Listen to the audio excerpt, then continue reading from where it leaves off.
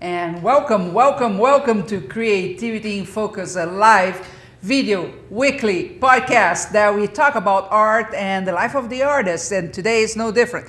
Welcome back actually, because we took a little break for about 2 weeks, but we are back, and today I have a very special guest for you. But before we dive into the interview itself, I want to remind you that this is a live podcast, and the main reason for that is that we love your interaction.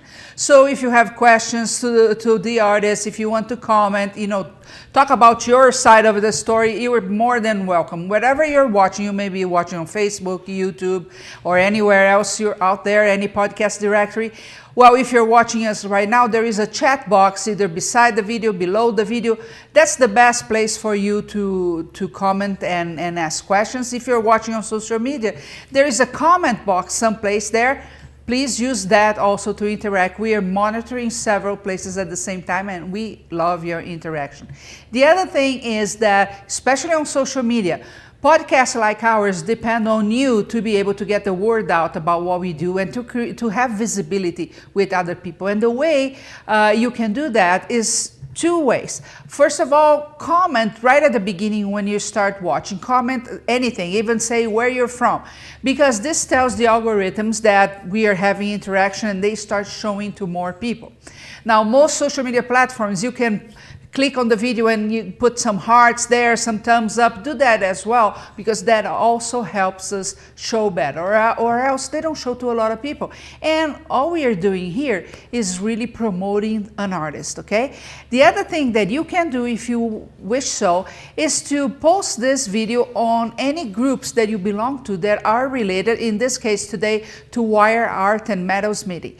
And you can put that safely, because we're not going to sell anything at all. It's content only, so everybody can benefit from that, and people will actually thank you for that. Don't forget also that we have this podcast every week, same time, and every week we bring a different artist. So it's always fun to come and join us and participate with us. It's just a cool way, to buffer a little from your day and, reignite your passion about the things that you create as well. Okay, I'm Shahar Boyaya, your host, and my guest today is Stephanie Traugh. Hi. How are you doing? Pretty good. Cool.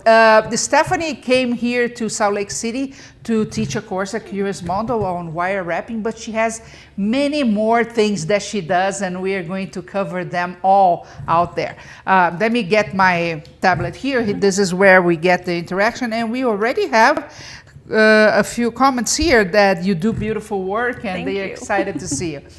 So, Stephanie, how long ago did you start wire wrapping things? I started back in 2012. And what attracted you to that? My mom actually makes trees, and she's always, as long as I could remember, made names. Oh, people's really? names really pretty out of copper wire.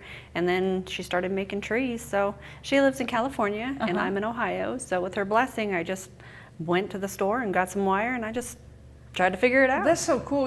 Today during the course, actually somebody commented on the chat that their first interaction with wire trees was their mom.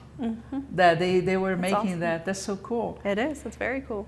So before I start asking a lot of questions, I want to show people some of your trees. Awesome. So they get acquainted with what you create out there. So let's take a look at one of the pictures. And tell us a little bit about how you created that one. My favorites are all the ones you make inside the lanterns. Inside the lanterns, yeah. I think they're fabulous. They're a crowd favorite. Now, I have to say, I do not make the lanterns. That will be coming soon. I'm going to start making our own. And then, with this one, though, I really loved the way it looked. So I went for a nice big bushy tree with the amethyst, and the person that had this made decided that they wanted the colorful lights in there, because all my lanterns come with some kind of lights, whether they're drawn all the way through or little lights that you can turn on by themselves. But that's what she wanted. Purple was her favorite color, and she wanted colorful lights. So that one was born. That's very cool. Let's see another one. This is one of your jewelry pieces, right? Yeah, that was a custom order. It's beautiful. That actually went to my grandma. My dad wanted her to have something of mine because she just gorgeous. She watches and follows my work. She's in California as well, so that was what I came up with for her. It's honestly one of my favorite pieces I've ever made. How long did it take you to create that one? Because it's so intricate. That one took about 16 to 18 hours, give or take. I kind of lost track. So about 18 hours worth of wire wrapping there. Yeah. Okay, one more. That's one of your rings, right? Yeah. You're becoming famous with this ring thing, right? Yeah, my rings tend to be a hit right now, Yeah. so thank you for that. I appreciate it. I have a friend that wanted something for his wife, and it was a custom order. It was a Mother's Day ring, and I had never made one, so that's what I came up with. And what's the stone that he has there? Those ones are cubic zirconium. I do Okay. work with real stones, but I didn't have anything small enough at the time in the colors, so they were fine with cubic zirconium. It's a blue and a white, so it's like September, and I can't remember what the white one is. That's fantastic. Now, tell me a little bit about yourself. Well, my name is Stephanie Traugh. I'm 39. Shh, don't tell. I've been married for over 15 years to a wonderful man. He is a vet. We have 3 kids, 19, 15, and 12. Ooh. Yeah, those are my babies. We have 3 cats. We have Ember and Chloe and Sparta. And my cat's kind of like a dog. He plays fetch. He turns off lights. He's crazy beautiful. I love him. But then I have a dog, and his name is Quirky. So That's good. How do you find time to create that? honestly, it's kind of my therapy. It's self-soothing. It gets my mind off of everything, you know. So it just became my go-to. When you're having a rough day, you pick up some wire and like everything else goes out the window, yeah. Do you have a special place inside the house where you create your own studio, or? I do have my own little studio. Nice. It's yeah, I love it. That's where I do my soldering and my jewelry. I do all that at the table. Now when it comes to the trees, they're so time consuming and it's repetitive, so I like to sit on the couch and watch TV while I do those, yeah. That's my kind of thing too. Yeah, I just love to. We have some comments here. Suzanne Barry saying hello. Guest 788 saying hello from Indiana. Susan Barry saying hi from Switzerland. And I have been watching your classes. That's cool. Thank you so much for doing that. Yeah, thank you. So you mentioned soldering. So you do the wire wrapping. What else? Well, I do many forms of art, but when it comes to metal, as far as I've gotten is wire wrapping and the soldering.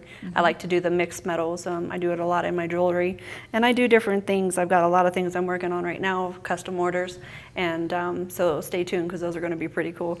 But I do like guitars and such, and it's all mixed mediums. I mean, you can paint with them, you can do anything with them, but that's basically all I stick to anymore. I mean, I've got a lot that I used to do, like woodworking, lamp working, wood carvings. I used to do all you have that. a term for this type of personality. What it is? I'm a tinkerer. Explain to me what that is. A tinkerer to me is I know a little bit about a lot of different things. Okay. So I like to start one thing, and once I'm good with it, I kind of lose interest. I always remember my roots, and I always remember because I can always refer back to those. So I do jewelry with some of my woodworkings, and just anything that you do, you can kind of incorporate in with what you do, you know, today.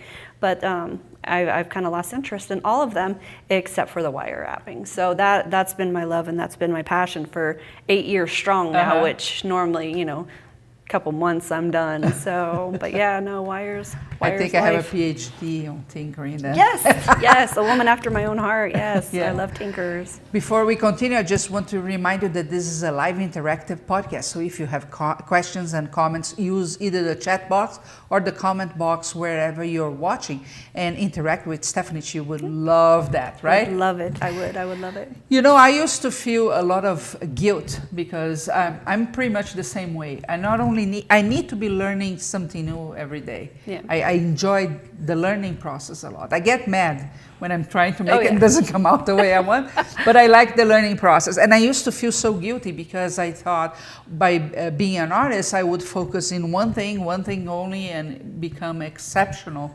into that. But then I actually interviewed another artist that she said, you know, we have different ways of telling our own story. And today I choose fiber to tell my story. Tomorrow I choose wire to tell my story. Yeah. That's how I tell my story today. And that gave me some kind of comfort that I don't have to blame the way my brain works. It is the way it is. It is different than a lot of people. But it gives me pleasure to try different things. It does. Right? And at the end we incorporate one thing into another, right? Yeah, always. So you mentioned the guitar. I want to show them some of your other work. Oh. But before we do that, so you started with wire, and then you told me before you're self-taught. I am. But then you went into metals meeting. Is that correct? Yes, it was a long, hard road. I'm not so. How do you say? When it comes to technical and learning, I don't pick up on things very well. I can figure things out on my own very well, but like to follow tutorials and like pictures and things, I'm just kind of like, you lost me as soon as you opened your mouth. So it's hard for me to learn sometimes. Oh, you're talking. That's the problem. Yeah, I mean, even with pictures, I can look at something and figure it out in my own mind. It might take me a while, but that's how I learn. I have to figure it out. So, I mean, I tried watching tutorials and I couldn't follow them. So my brain constantly goes, but not in the directions that they want me to. So I kind of have to piece things together on my own. And then, you know, if I'm lost, then I just ask my husband, like, does this make sense, you know? So, and he'll tell me, a lot of times he'll tell me I'm on the right track. It's, you know, he's always been very encouraging. He's never discouraged me in all my many ventures of art. He's never done that to me, but he's also been one of my biggest supporters. And no matter how ugly it was, he always gave me a pat on the back and told me, you know, it's better than your last, keep going, you're doing good. And that's what I stick with anything I teach myself. I learn how to do it, even if it's right or if it's wrong. So I've actually learned more from my mistakes than I have being able to just do it. So I think I've come up with a lot of cool things that way. Yeah. And your own solutions, right? For the problems you face in the process. Yes. Now I had to look up a lot of information when it come to soldering because I didn't know what pickling meant. I'm like, you put a pickle? Like, honey, bring me the bread and butter from the kitchen. I would hear these people talk and I had no idea what they were talking about. So I'd have to Google, like, what does pickling mean? So, you know what I mean? So then I had to like take each little bit and put it together in my own little puzzle and poof, there we go, you know? So it's been a long, hard road, but I'm getting there. We talked about pickles and my dog started barking.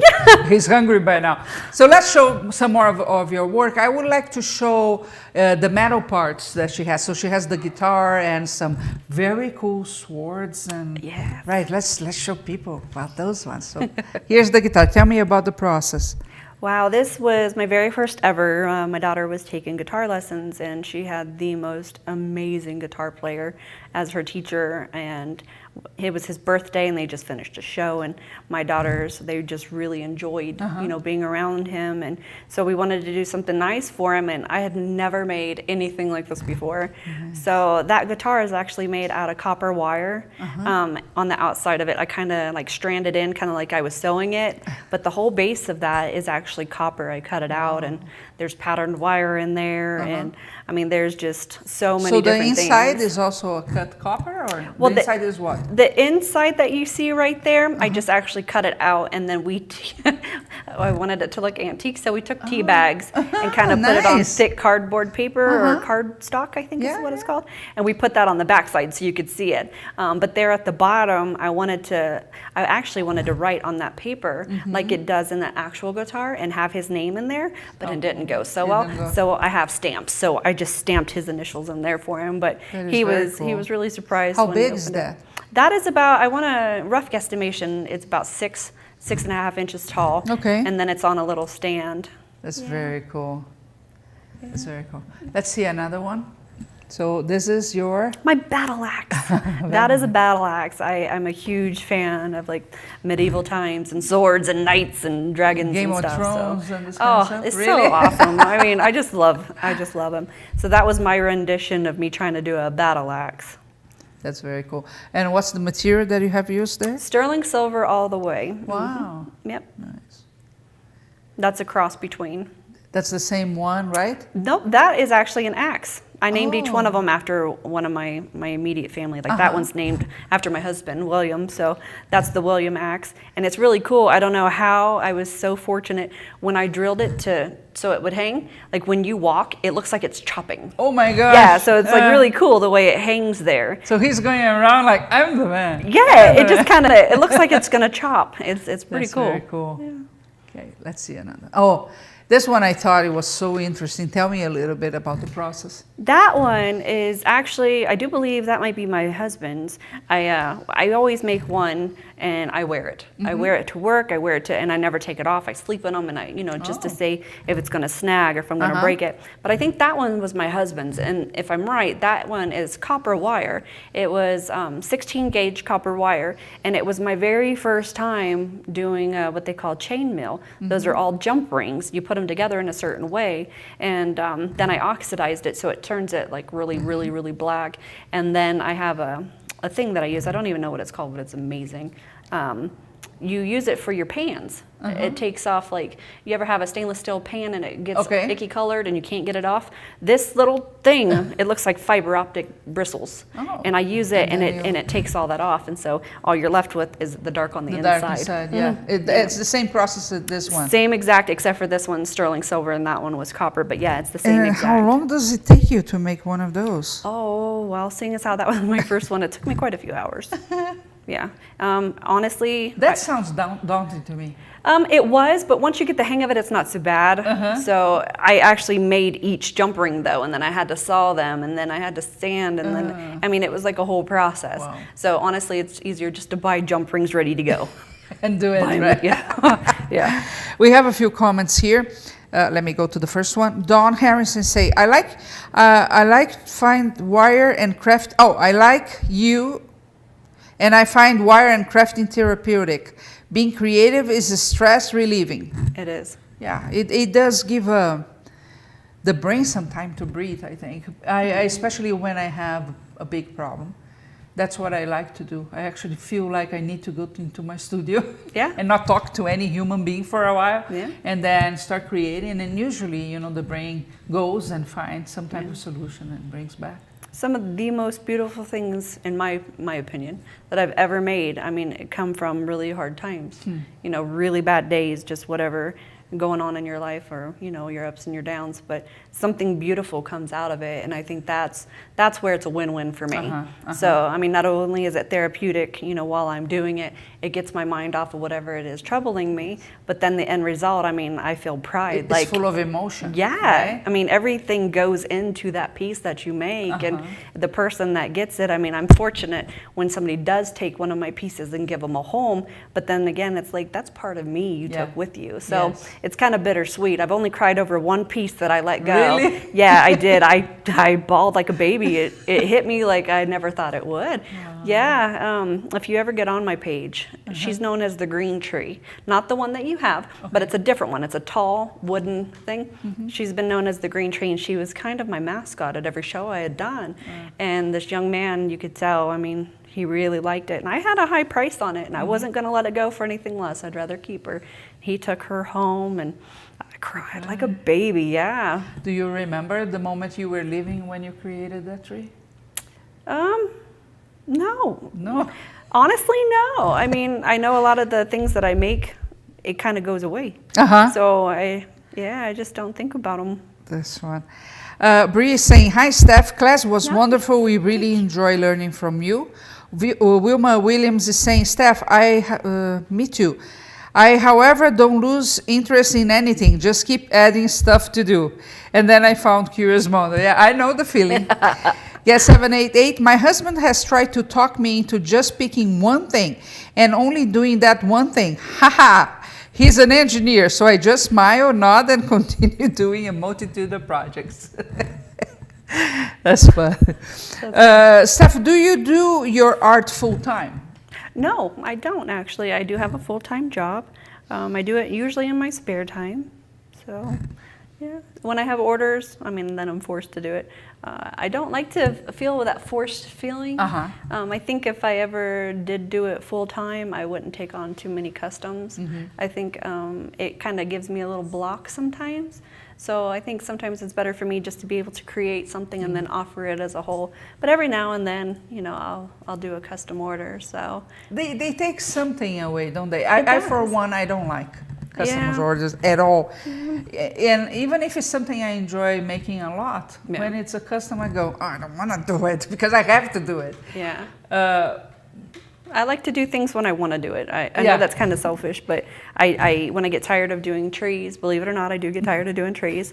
When I do, then I stop because then it becomes a chore and I don't want to do it. And then I don't want to resent the love that I have for that. So I'll jump back and I'll start doing rings. When I'm tired of rings, I might go back to trees, but usually it's more jewelry because I love jewelry. So I'll go to like pendants and then I always come back to trees. Always, that's my love. But when you get tired of something, put it down, pick something else up. But when you a sabbatical. Yeah, but when you take orders, like you have to do them, and I like to do them on my time, like when I want to. So it's kind of a love-hate thing. Yeah. It's an honor to be asked, though. I mean, I don't want anybody to feel that anytime you ask me. Ask, but it's a different process. Yeah. And how many hours a week do you think you spend creating?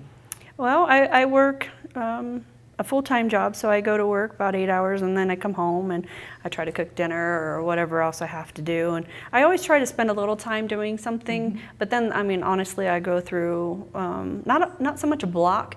I'm just tired and I just don't want to do anything. I just want to chill out. So it kind of comes in waves. Yeah. There's times where like, oh, I can't stop. I got to do it. I got to do something else, or something else will pop in and I have to do that. And then there's times where I'm like a kid. I don't want to do it. So it kind of just depends on my mood and how I feel that day. Good, so. good. It's good to respect that. Yeah. Dawn is saying you're honestly. You are honest and refreshing. The guitar is way cool, guess 792. And Dawn is asked, do you make your own jump rings? I do. They're harder than I thought they would be, honestly. I'm not going to lie. I just thought, oh, you just, do some loops and cut them. Well, it turns out you're not supposed to cut them with tools. You're supposed to hand saw them, which makes sense because if you look at this one, I can show you because you can see.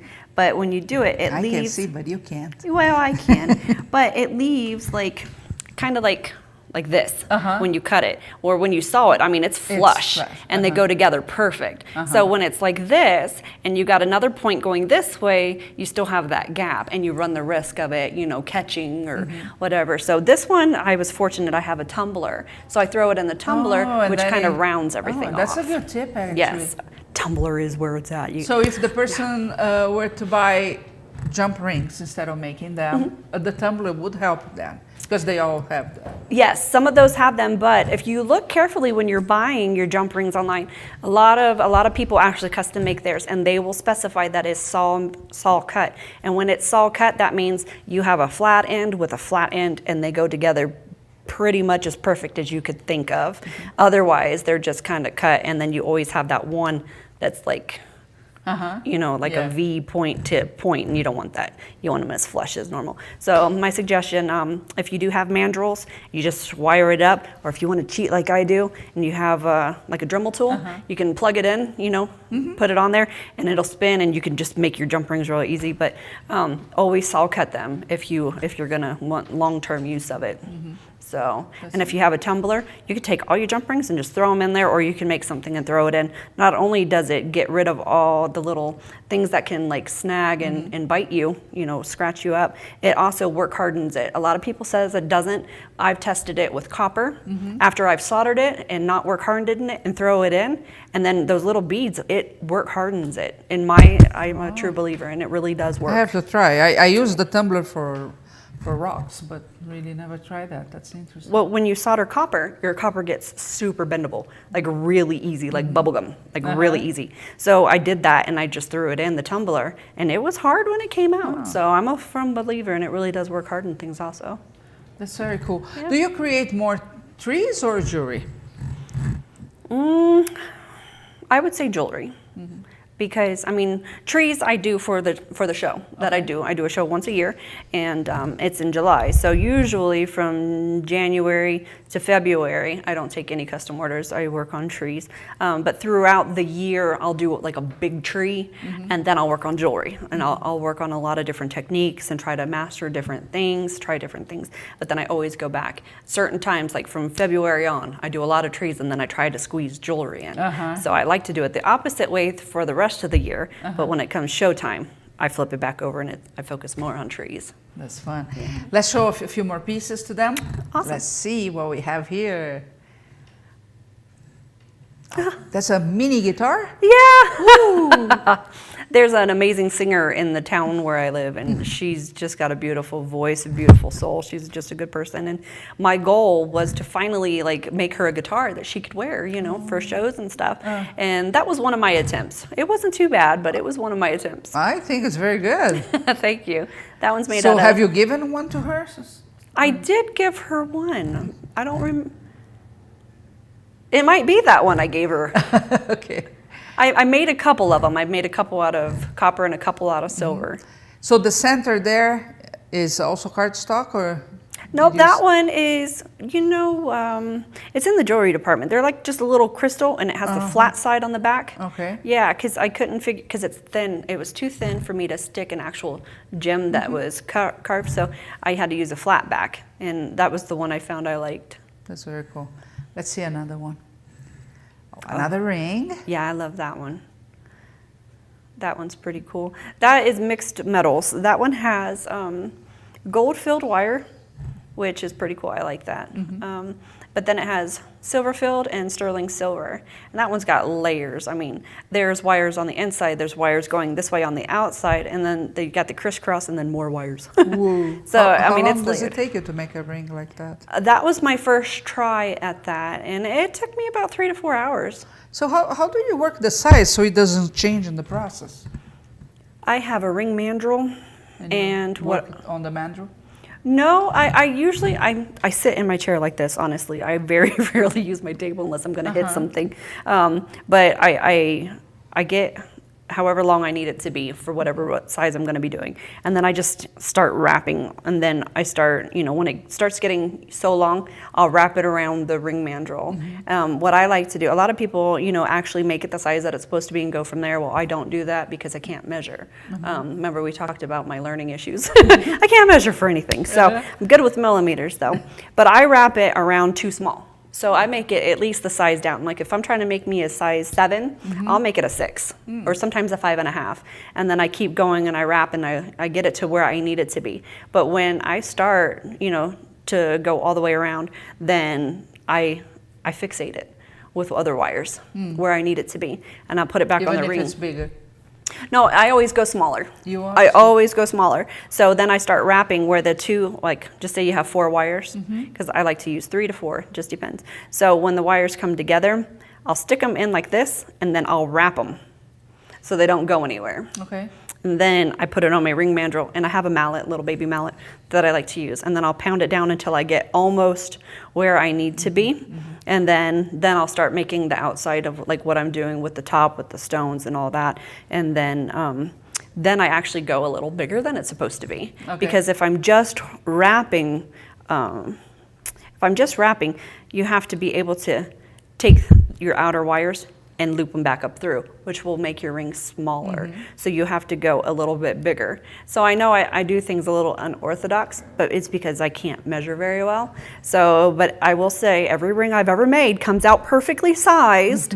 It just takes me a minute to get it to where I need it to be. So I always go smaller, and then I work it down to where it's just a tiny bit bigger. Then, well, it has to be like a half a size up when you're doing wraps for me anyways. And then by the time I'm done, because the inner wraps. You're saying I work it down because on the mandrel it actually gets bigger in size as you go, correct? Yes, so I work it down. Then you're going from the small to the bigger size. Yes. Right there. Yeah, because if I needed a 7, then I start it as a 6, and then I work it down to it's about a 7.5 after I get it on there nice and tight. And do you sell your rings? I do. That's cool. I do. I think it's fantastic, and it's not very often that you see wire wrap rings out there. I remember when I took a class on silversmithing. I love rings, even though I'm not wearing any, but I like big rings. And the comment on the class that I was attending was that most people wouldn't make rings because they have to make several sizes, right? Because people have different, so that was kind of an issue, and I thought, but that's the fun part of making this is the rings. So, I make them in all different sizes. I haven't made a 15, but I could go up to a 15 if I had to. I think the biggest ring I've made was a 13. A 13? Yeah. Wow. Yeah. I'm an 8, just in case you need. Dawn is saying, I know what she's talking about. I have the two out and it doesn't match. Yep, with the jump rings. Guess 788. Steph, I can't find a photo of the green tree you spoke of on your Facebook. Any advice how she can find that? It's on my company page, not my personal page, on Steph's Mystic Designs. I could look it up for you. And see where it is. Yeah. Keep scrolling. Yeah, just keep scrolling. You'll see there. It looks like a tall wood, and then it's just a small tree. It's brown and only one color green, and it's beautiful. But the base of it is just tiny. Well, it's like it's not a square. What is that? A rectangle? Yeah, it's a dark brown rectangle. You can't miss it. So you have your Facebook page, Steph Mystic Design, right? Do you have a website as well or not? No, I'm just on Etsy. That's it. That's it. Yeah, and what is the Instagram? With the same name. Yep. And Etsy Instagram. and Instagram. Everything that I make is just under Steph's Mystic Designs. Okay, cool. So people can find you there. Yep. So tell me a little bit about the business side of what you do. So during the course, you did mention some prices that you give to trees. Do you have any formula to get to the price, or you look at the tree and you think, oh, it's worth this much? What's your process there? Well, this is probably what's going to get me in trouble. There's a lot of artists that disagree with me. Okay. Well, we love some. Well, it's each to your own. I mean, you do you, I do me, and you know, I'm not like trying to infringe on anybody else or anything. But for me, I look at my product as a whole. I have done the math with my husband's help, of course. I went by like What's your husband's name? His name is William. We call him BJ, but we'll call him William. He helped me because I buy a certain amount of feet of wire at a time, and I've actually cut it and measured and did the cost and to see, you know what I mean. So instead of, I guess there's a formula out there. That it's like, you know, however much you spend to make something and then you times it by this, and I'm like, it's just easier to put a price on it for me, which I hate pricing my own stuff, but like my mini trees, you know, $15 to $20 is what those are, and then they go up from there. You know, the bigger ones you get up into, you know, $75, you know, on a nice big crystal, not just a tree, you know. But then I do big trees. I've sold them on their own for $75. You know what I mean? But a lot of people disagree with me because I get what they mean by this. But they disagree because of the price point, or what's the they point say of conflict? The point of conflict for a lot of people when it comes to me is I don't price it high enough. Okay, got it. So, but for me, it's like I said before, it's not all about for me making money. I mean, yes, I make a living, I feed my family with this. I mean, I don't ever take anything away from anybody. But for me personally, I mean, once I make that and I'm out of that money that it cost me to make that and it's set aside, for me, you know, I just put a price on it and let it go. So there's been a few items that I've made that I put a price on, and I won't, you know, defer from that price. But a lot of people think I underprice my, you know, that I'm selling myself short, and in my eyes I'm not. I mean, I was poor all my life, and I want people like me to be able to have something pretty. You know, we all deserve what we want, and you know, to get things that we want, but I don't think you should have to give an arm and a leg for it. So for me personally, I prefer to, you know, make a little money and, you know, see somebody smile because they got what they wanted. And for me, that's like half of being an artist. You know, otherwise, what am I doing it for? So, I mean, that's interesting because what's the main goal when selling? And a lot of people think it's making money, but there are many layers to that, right? You're providing something that will make people smile and will make people feel proud of their home with that piece there. Yeah. But as you said, you want people to be able to afford no matter where they are in life. So you have an end goal there that it's really okay. It doesn't matter then much about it. But I think another thing we all need to consider is where we sell. Because this thing about price, I ask because I know everybody's different the way they come up with a price. And, you know, people try to put formulas on everything, but we have to take into consideration the variations that we have. So, for example, here in Utah, we are in a state that if you price the same way you would price in New York, you wouldn't sell. Right. Because, you know, families are big here, the income is not the same as in other places. So you have to adapt your price to where you're selling, right? And then you have to also think about the variable of where you're selling, meaning are you selling in a craft show or are you selling on a gallery? Because those will also impact the final price. So it's not just, I think my tree is worth this much, it's okay, where's this tree going to be sold, to whom, what's my end goal? And then you come up with, so there is no right or wrong, as long as you're not losing money in the process, right? Yeah, I never lose money, I will say that though. I make sure of that. I mean, because I do have a family. You know, I have kids, I have a home, I have animals, I have a husband. You know, I make sure I'm not selling myself short because I can't afford just to give everything away. But, you know, my ultimate goal, honestly, I want a piece of me all around the world. I want something of mine to go to Europe. I want a piece of me to be in Australia. You know what I mean? To me, that's what making it big is. Well, I don't know, but I think we have that covered because a piece of you just went many countries during the course, right? Yes. By empowering people is also one way to preserve your legacy. Yeah. Right? It's not only by the pieces we make because time is limited. Life happens, right? Yes. We all have points that there's no time for creation and stuff like that. So it's impossible. Well, no, it's not impossible. There's nothing impossible, but it's improbable. Is that a word? Yes. That you can get a physical piece, but see, when you're doing like you're doing right now, that you are empowering people to create and go try and you know have a goal besides just making money because. You know, at the end of the day, we all need the money. We cannot keep doing what we are doing if the money is not there. But we may have other layers there on why we are asking whatever price point and having that you're doing really well. Thank you. So I have a few more comments here. She found the picture, found the great love the ones there on some sort of round crystal ball. So do we have any more pictures to show from her? Yeah, so we are going to show a few more. And before we do, Bree is saying, I could listen to the two of you talk all day. Thank you both for I don't know about that, Bree. Well, I get home, and Ashley and we both go, I don't want to hear your voice anymore today. Let's talk again tomorrow. That's awesome. Let's see a few more pieces that we have from Steph. Oh, that's ear cool. Cuffs. Yeah, those are my ear cuffs. Nice. Do they sell well? They do. When I make them, I don't make them very often, but when I do, I cannot keep them in. I've made steampunk. I've made them like elegant for like a wedding or, you know, just crazy. I've made some crazy outlandish ones too, but I've also done really simple ones. So it all just kind of depends on the person's taste or how I'm feeling at that moment.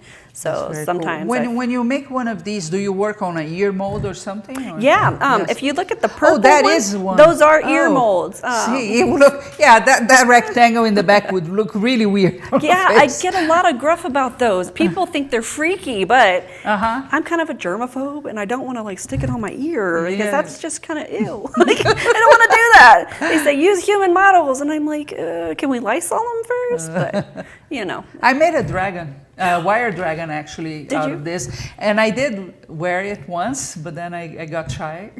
I would love to see that. You know, maybe I'm not the right age to be wearing that, but it was cool. It's art, honey. Display it any way you can. Put it on. You should see my daughter. She looks like Mr. T. She's got them everywhere. 50 of these on. See the daughter, right? Yeah, but it doesn't matter. I already look weird the way. I wear big old ear cuffs. But I think it was blue and silver. Really? Yeah. Maybe I'll show you tomorrow. I'll tell you what, you wear that and I'll walk around work wearing a crown that I made on my head all Oh, day. really? I'll wear it to work. I'll help all my customers. Like, how can I help you today? Show it off. Oh yeah, I'll bling it out. You're never too old to bling. That's true. That's true. Guest 266 saying, looking at Steph's Facebook page, I see one non-wire item that is a hand wrap that looks like oh, we have that. I think we have that. Octopus tentacles. We are going to show. It's beautiful. Can I ask what medium is it made with? I put it there because I thought, what is this made of? Okay, so I work with this amazing woman, and she loves Comic-Con. And every year, she secretly tells me what she's making, and then she has me make something for her. Well, this one was supposed to be an octopus because she went as the Little Mermaid.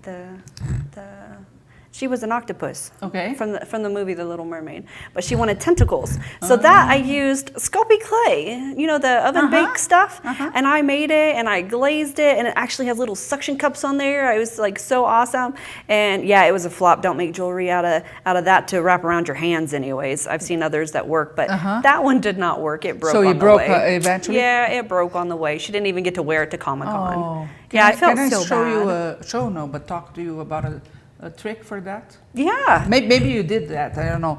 But in pieces like that would break very easily, you get a heat gun. Yeah. And you go around heating that. Okay. Nothing breaks that thing later. You have to be careful because it's very, very easy to burn the piece. Really? But by using a heat gun, it makes the polymer become super resistant. So I actually made a necklace. There are some leaves, and the necklace just comes around and meets in the middle. So I have to move it every time I need to wear it. And that's what I did. So it doesn't break. It's been with me for years now. It's overheating. The polymer makes it really resistant.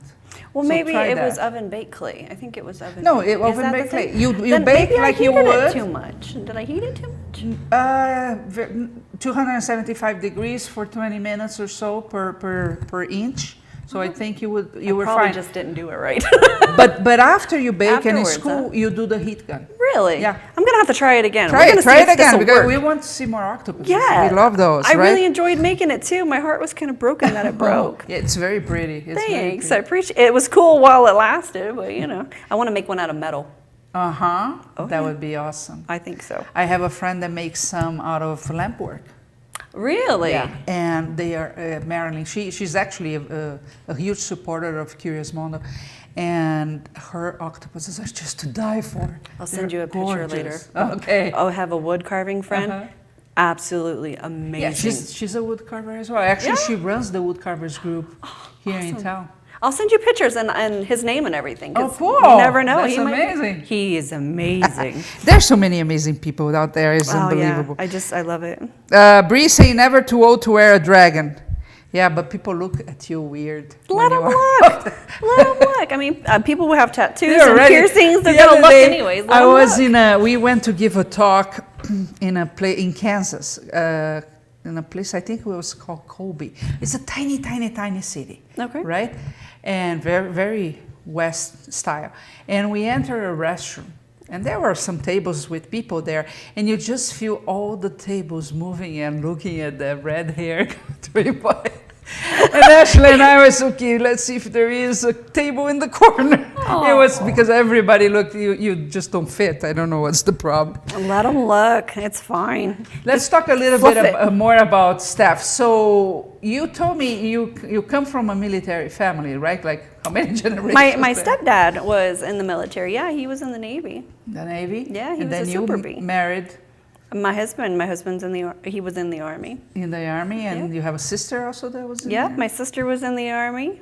Tiffany, if you're watching, I love you. Yeah. Oh, show us the Oh. tattoo that you made for her. This, I drew this for my little sister, and those are her dog tags and my husband's. And she had cancer; it almost killed her. So instead of a traditional ribbon, I like to be different. So I had a bullet belt made, which I don't know what the technical term is, but you get the idea.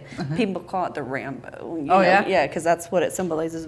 And that's for my little sister. She She fought cancer and she won so far. Yeah, so and she's a gorgeous lady. she I saw is. some pictures She's a yesterday. beautiful girl. Guest 266, thanks for the explanation. I'm sorry to hear it broke. Another tip for avoiding it breaking is to use a stronger polymer clay. That's true. Yeah. Sculpey is very brittle. And to mold it over a wire armature for more strength. That would be an awesome idea. I didn't even think, I was afraid that the metal would get too hot and like crumble it. I didn't know if you can mix. Yes, See, that's what you that would be, oh, we need to see that. Yeah, that'd be awesome. I should have researched it a little better. But in my mind, I'm thinking, well, oven baked clay, because I like to make little dishes for kids when I do shows. And I thought, well, those don't break and you can drop them and all of that. And since it actually goes on the inside of her hand and comes up, I'm thinking I wanted something that would give away, you know? And so I just figured, you know, the oven baked clay would be great. Yeah. I was wrong. I was so wrong, but. That's right. Well, it's still, for the short life, it was a beautiful piece. Thank you. I really enjoyed that one. And what's for you next as an artist? Bigger and better. I mean, and so define that to me. What are the plans to get bigger and better? well, the biggest tree so far I've ever made, it was about what, 2.5 feet tall. I mean, it was pretty big. But my ultimate goal is to have one, you know, 3-4 foot like tall and like 3 foot wide. I'm gonna do like a big copper bonsai. That is my ultimate goal for right now. I wanna put it in the ground and watch it turn colors. Yeah. So yeah, that's the goal for that. But I'm actually working on, I told earlier, one of my little secrets, I plan on doing like a neat little tree, and then it's gonna come out and it's gonna be a dream catcher. So it's gonna be really, really cool when I finally get that done. But I'm working on a custom order right now. I'm not gonna say any names, but we'll just say there's a crystal involved, lights involved. Yeah, oh yeah, and it's gonna have a dolphin coming out of it's going to be a whole big thing. So I have big plans. It's just getting myself to do them. And find the time to do them. Yes. Do you have any other artists in your family? In my family, well, my mom, she does trees, and my sister, she took up painting, and she was just like a fish out of water. She just and all these beautiful paintings. And my husband, he's not only smart, but he's really creative. Like if I can't figure it out, he's my go-to. Yeah. And so, but does he make any craft or art of his own, or? I got him making trees.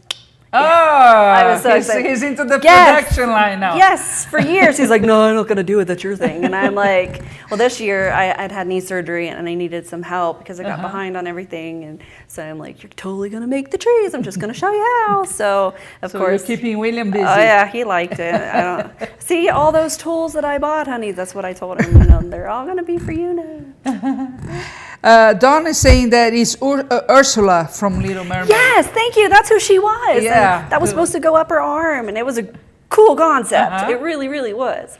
But it broke. And she's also asking if there's another class tomorrow. Well, not with Steph, because this was a 2-day course. We do have a rerun tomorrow on lamp working with Roger Child, and you should take a look at that because he's amazing. You do some lamp working as well, correct?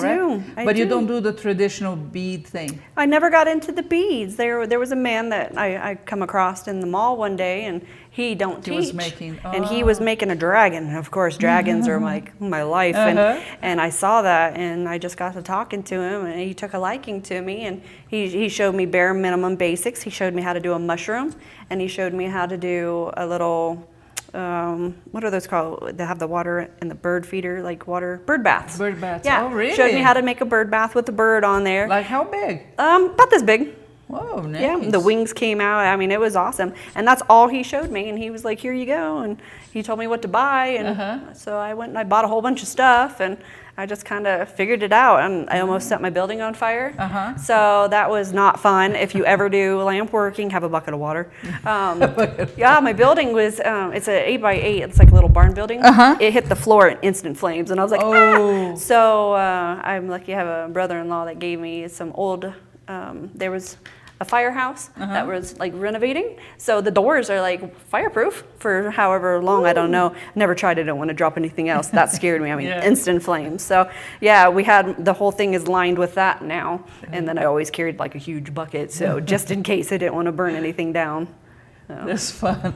We used to have a station right here for lamp working. Really? And we actually have a bunch of spray fire extinguishers, the small ones, just in case, but we couldn't find the time to make it, so we had to put it down. You never know how hot that is. I mean, it hit and just fireball, and I was like, it scares me a little bit. I think it's gorgeous, but it does scare me a little bit. I sat there for an hour with my bucket just looking at this spot, like, are you gonna just, start flaming up again? It scared me bad.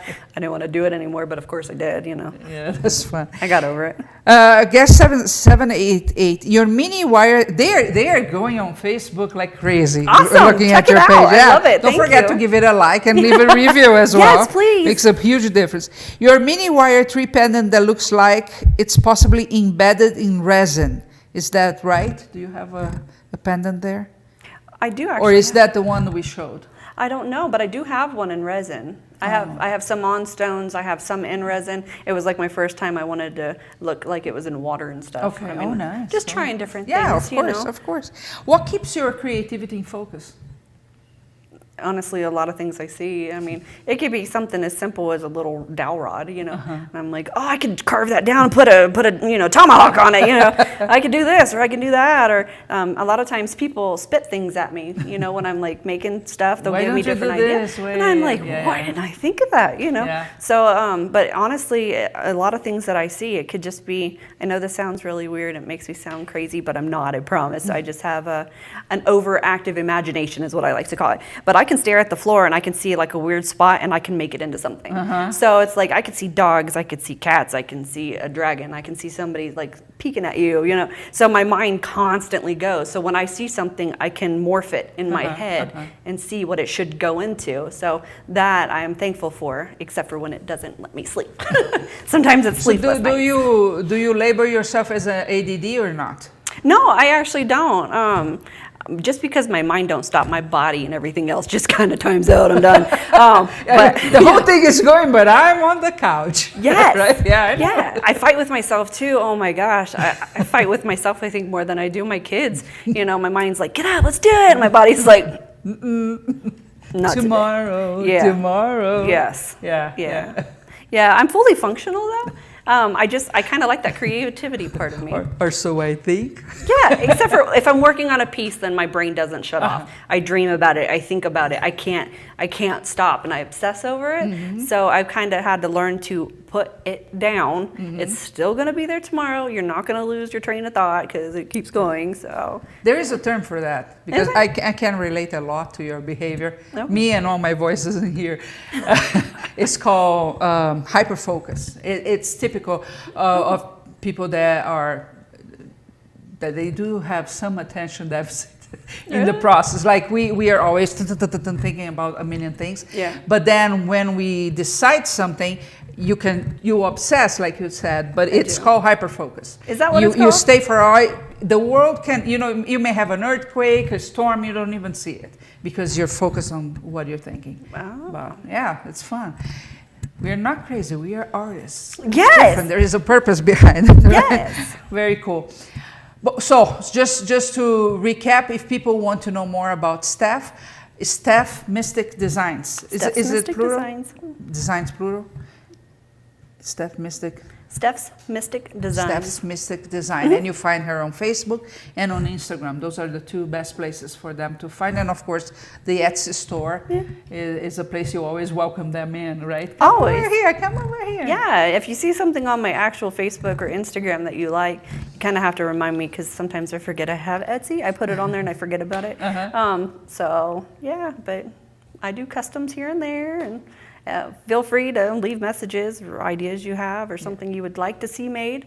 So I'm not a one-stop shop. Keep the conversation going, right? Yeah, sure. all the and time. of course, she has a course here, Curious Mondo, that she just finished on wire trees. It was extremely successful, and you can always go there and check the course.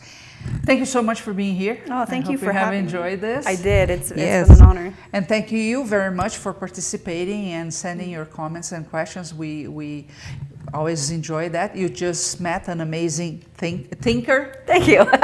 And artist, Steph, and maybe she has empowered you a little bit more to, use the rest of the day. I don't know where you are right now, but maybe it's the end of the afternoon, beginning of the night. Well, use whatever time you have left today and go create something, you know, put your skills out there. Yeah. Like she said, they don't have to come up pretty the first time or the second time, right? The important part is to keep doing it. Oh, yeah. And not giving up. Don't criticize yourself too much. Just, you know, give way that your creativity can get out of you into something physical and keep it doing that. Any final words? I do, actually. I could feel you had something. I do, actually. I keep a lot of my very first things I've ever made, and like I've specified, they are some ugly things. But you can also see where I am now as an artist and everything that I've learned along the way. As a tribute to all of you, when I get back to Ohio, I'm going to get into my china cabinet. I'm going to pull out my very first tree, and I will actually put a picture of it on my Facebook, Mystic Glass and Creations. I'm not going to put it on Instagram, but I will put it on my Facebook. And that Because way, on Instagram, everything needs to look so pretty. yes, my Instagram's got to be pretty. I mean, I got to have some space that everything's good. But for you, all of your So you guys' can support, see. I'm going to show you where exactly I started. And if I can do it with all of this, so can you. Yeah, of course. And we hope you do, and we hope you try as well. So next week I'm back here. I'm going to be interviewing Tiffany Flanagan. She's a sculptor, and she makes the most amazing polymer clay dogs. You don't want to miss this interview. She's fantastic. She also, I think she paints and draws a little bit. She's just a great person. So don't forget to join me again. Whatever you're watching now, we'll be back next week. CreativityInFocus.com, though, is the best place for you not only to see the next one, but review all the other podcasts. We have a library of amazing artists that you can enjoy again or see for the first time. Podcasts stay wherever you're watching forever. So come back to us as often as you can. I will see you back here next Tuesday. Thank you so much.